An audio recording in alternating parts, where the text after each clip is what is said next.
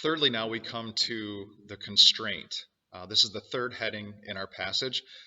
We saw the command, we saw creation, and now we see the constraint that Jesus puts on marriage. Verses 10 through 12. Let me read them for us.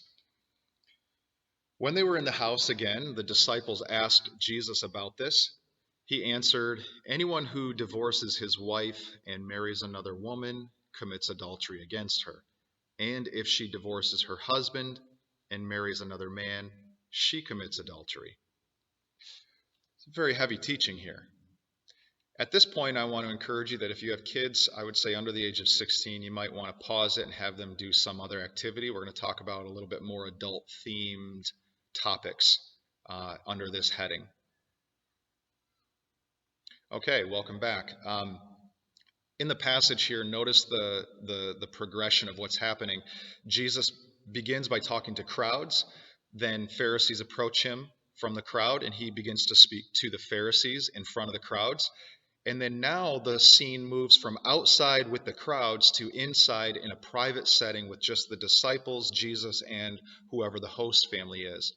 The disciples asked Jesus more about the topic of divorce and remarriage, because that was the topic of conversation with the Pharisees outside. That was the question the Pharisees asked. And then Jesus' last words were, "Let man not separate what God has joined together." So certainly they still had some lingering questions, and Jesus gives more insight on divorce and remarriage here.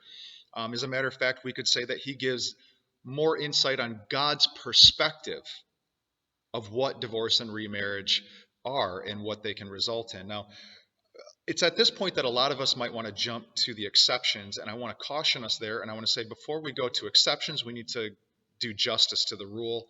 We need to thoroughly study the rule before we go on to look at if and what any exceptions might be. So this is what Jesus says, and this is heavy. It says that to remarry would be to commit adultery. So this is important, because this is not me saying this. This is not even Paul saying this. This is not an apostle saying this.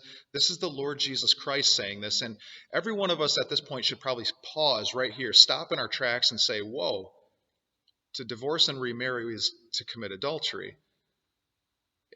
Who are we going to stand before when our lives are over? We're going to stand before Jesus Christ, and this is what he said.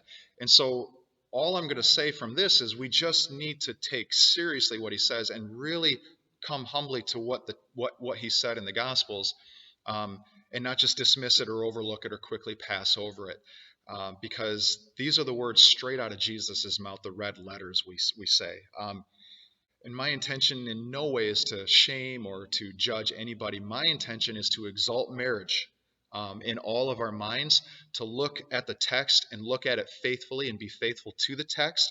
And then if that puts some of us in a tough position, hey, what does God have for us? What kind of solutions does God have for us? We're going to look at that at the end here. But like I said, let's do justice to the rule first here. So now, what is adultery? Adultery is when obviously you get involved sexually with somebody who is not your spouse. In the same manner, it's getting involved sexually with someone else's spouse. But Jesus also tells us that adultery can happen in the heart. He says in the Gospel of Matthew, I believe it's chapter 5, that to look lustfully at a woman is to have already committed adultery with her in your heart. I heard a guy one time tell me, hey, I can look at the menu as long as I don't order. And Jesus says, no, you can't. Jesus demands absolute purity from those who follow him, especially those who have entered into the holy covenant of marriage. Now, men, let me ask you this question.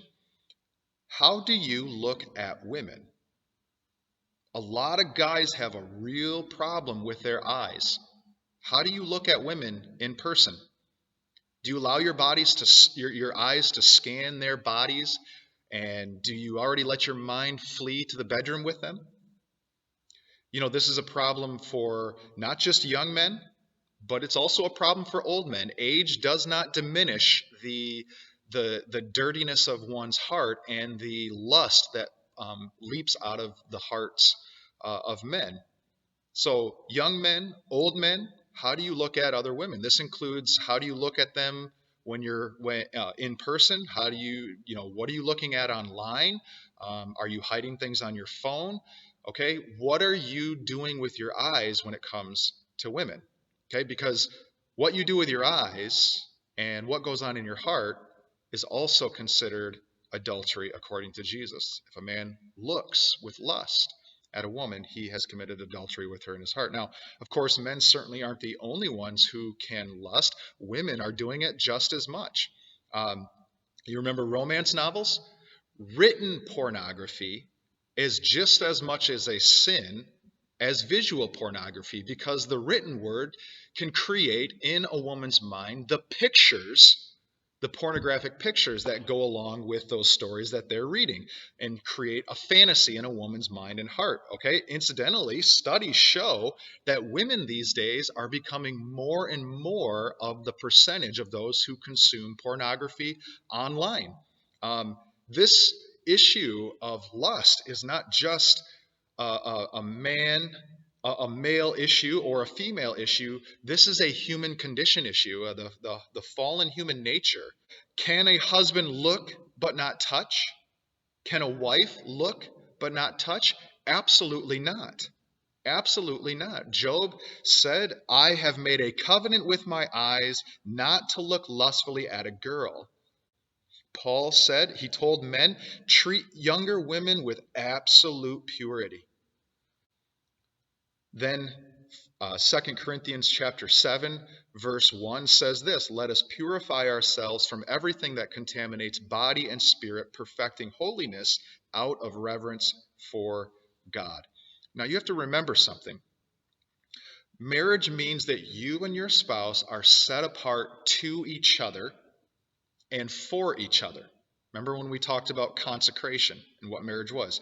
Your whole person belongs to your spouse. Your body is not to be given over to anyone else.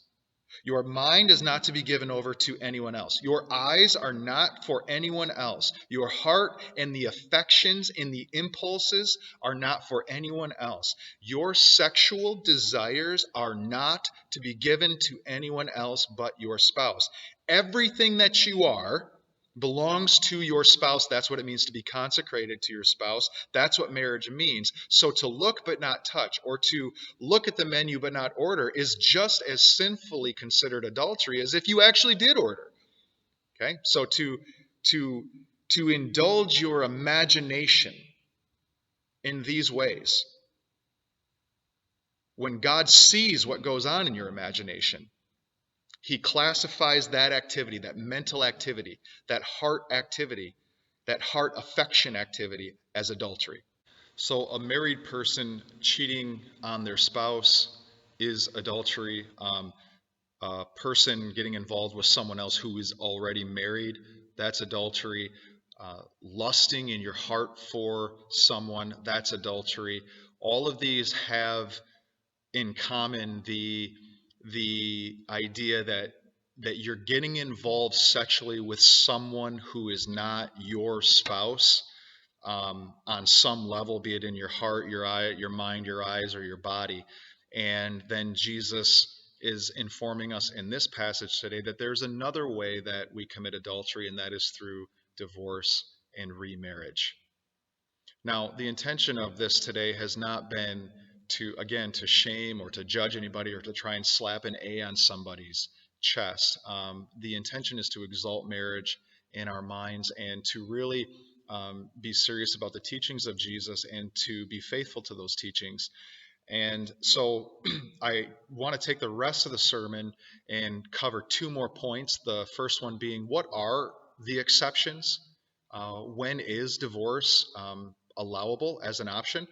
And then finish on an up note for those who maybe find themselves divorced and remarried and they didn't necessarily have biblical grounds to do that. I want to offer some encouragement and some guidelines for you guys.